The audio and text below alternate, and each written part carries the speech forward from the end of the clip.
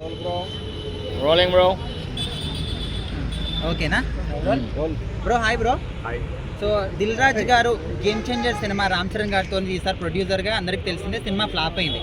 అయితే అది సంక్రాంతికి వచ్చింది, అంతా అయిపోయింది. స్టిల్ ఇప్పటికి కూడా ఏ సినిమా ఈవెంట్ వచ్చినా కూడా రామ్ చరణ్ గారిని కార్నర్ చేస్తూ ఆయన్ని కించపరుస్తూ మాట్లాడుతున్నారు. ఏ ఈవెంట్లో అయినా సరే ఫ్లాప్ అయింది, ఆయన వల్ల జీవితం పోయింది మాది అనే విధంగా. సో ఇది కరెక్టే అంటారా? ఇది కరెక్ట్ అయితే కాదు. ఎందుకంటే ఇప్పుడు రామ్ చరణ్ అనేవాడు ఒక యాక్టర్, హీరో. యాజ్ గా రామ్ చరణ్ ఫ్యాన్ గా I'm big fan of Ram Charan. రామ్ చరణ్ని ఎవరు ఏమన్నా అంటే మటుకు ఊరుకునేది లేదు. ఏదైనా సరే ఇప్పుడు ఒక సినిమా తీస్తున్నారంటే, ఇప్పుడు రాజమౌళి బాహుబలి తీశారంటే ఇప్పుడు ప్రభాసే పరిగెత్తి తీసి అలా ఏం చేయలేదు కదా. ఇప్పుడు రాజమౌళి డైరెక్ట్ చేస్తేనే ప్రభాస్ యాక్ట్ చేశారు.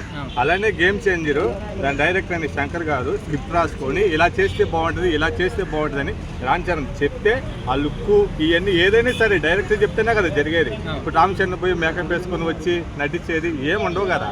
అలాగే ఏదైనా తప్పు జరిగిందంటే అది రామ్ చరణ్ అయితే కాదు. యాజ్ ఏ డైరెక్టర్గా అది తప్పు అవ్వచ్చు, అంతేగాని రామ్ చరణ్ అంటే మటుకు ఊరుకునేది లేదు.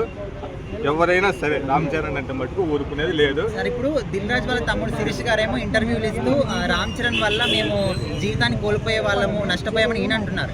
ఇంకోవైపు దిల్ రాజు గారేమో మేము ఇంకొకసారి మళ్ళీ సినిమా తీస్తాం, మళ్ళీ గెలిపిస్తాం రామ్ చరణ్ గారని వెటకారంగా ఆయన మాట్లాడుతున్నారు. సో ఇద్దరు ఇట్లా గేమ్స్ ఆడుతున్నారు అనుకోవచ్చు, అన్నదమ్ములు ఇద్దరు కూడా. ఇప్పుడు శిరీష్ గారు వచ్చేసి అర్థం కరెక్ట్ అయితే కాదు, దిల్ రాజు గారు వచ్చేసి పనిచేయడం అనేది కరెక్ట్.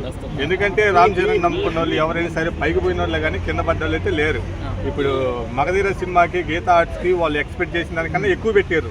ఎవరు అల్లు అరవింద్ గారు, అందుకన్నా డబుల్ వచ్చిందంట. అతను ఒక ఇంటర్వ్యూలో కూడా ఇచ్చిండు. కాబట్టి అతను నమ్ముకొని కిందకి పోలేదే. మహా అంటే ఇప్పుడు ఆరెంజ్ సినిమా అప్పుడు రిలీజ్ అవ్వబట్టి అది కొంచెం ఫ్లాప్ అనిపించింది. కానీ ఇప్పుడు వచ్చిందంటే నాగబాబు గారు చిరంజీవి కన్నా హై అయ్యేవాళ్ళు.